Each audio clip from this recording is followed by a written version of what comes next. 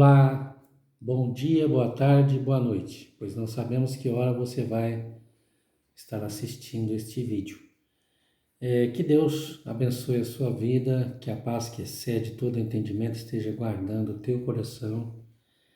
E estamos neste tempo falando, comentando sobre os milagres de Jesus. Hoje nós vamos falar do primeiro milagre que Jesus operou. Diz aqui, no João capítulo 2, versículo 1, diz assim: no terceiro dia, houve um casamento em Caná da Galileia. A mãe de Jesus estava ali. Jesus e seus discípulos também foram convidados. Tendo acabado o vinho, a mãe de Jesus lhe disse: eles não têm mais vinho. Jesus lhe disse: mulher, em que essa tua preocupação tem a ver comigo?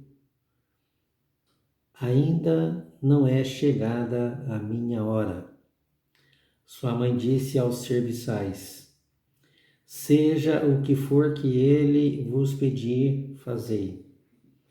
Estavam ali 6 jarros de pedra que os judeus usavam para as purificações, e cada uma levava 2 ou 3 metretas.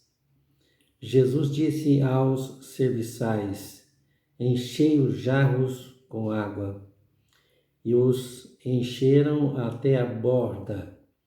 Então lhes disse: tirai agora um pouco e levai ao mestre-sala.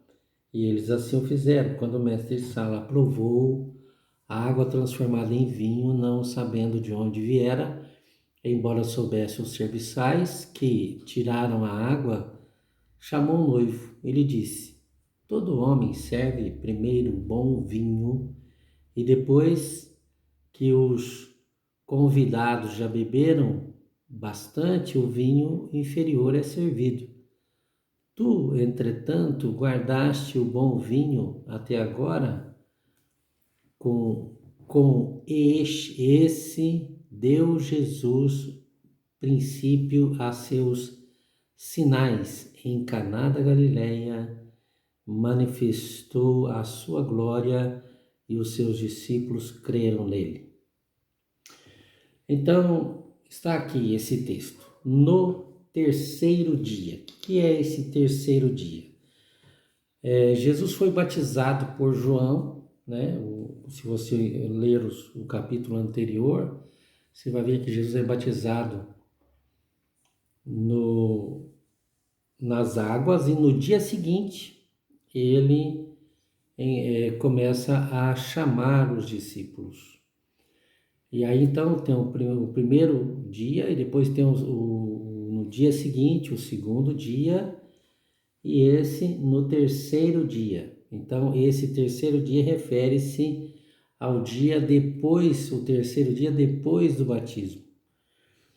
E Jesus então vem convidado, como foi, ao casamento. O casamento, naquela época, as pessoas que tinham um pouco mais de posses, né, que naquela época imperava-se a pobreza naquela região, mas quem tinha algum tipo de posse fazia casamento de vários dias, né? E esse provavelmente era o caso deste casamento aqui,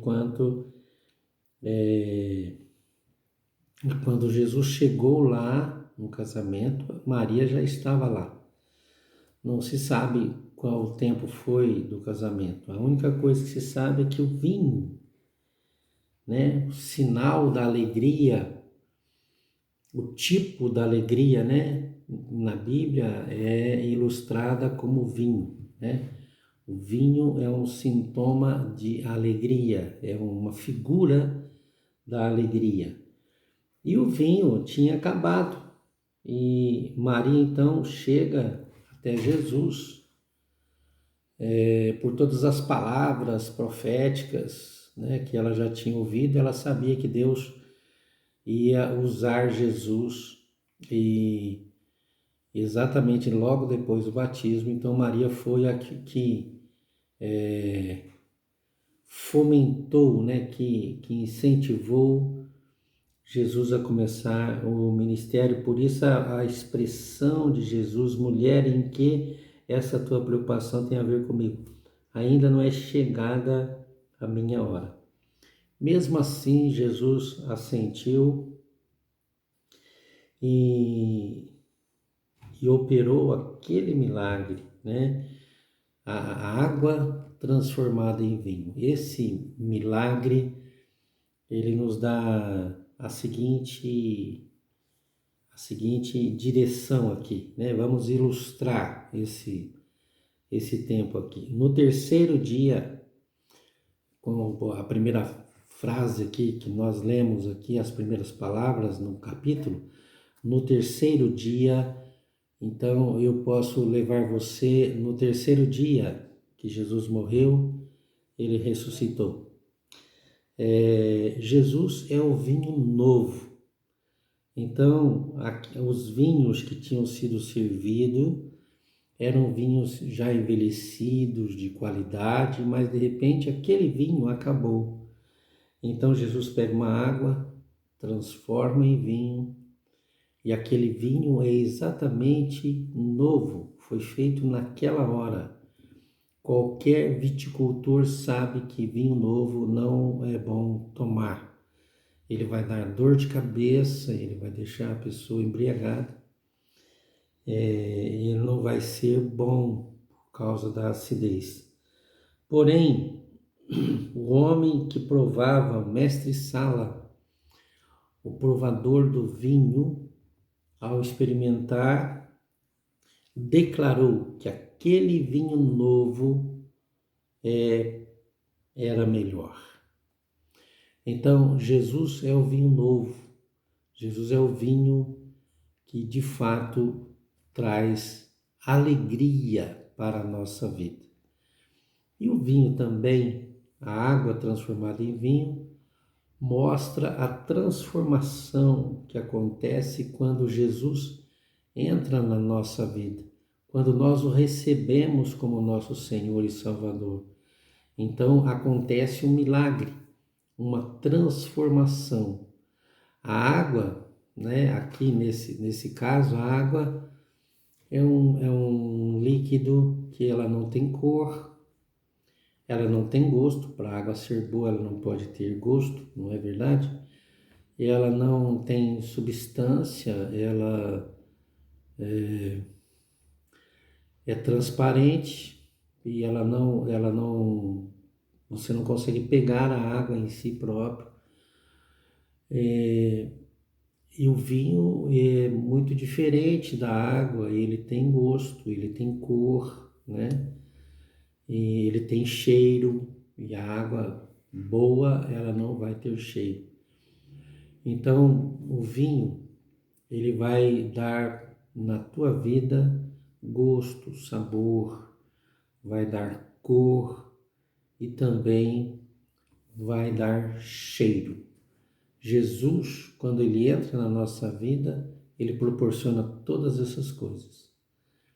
A água, é claro, ela é utilizada em outros textos, né, como um tipo do Espírito Santo, um tipo da palavra, mas aqui eu estou usando esta ilustração, comparando vinho e água, para que você entenda que o milagre, o maior milagre que pode acontecer na tua vida é quando Jesus toca na tua vida. E aí então, de uma água sem gosto, sem cheiro, sem sabor, sem cor, você passa a ter a alegria do Espírito Santo, a alegria da salvação. Também a água, no caso, aqui está transformada em vinho, está ligado no poder do sangue.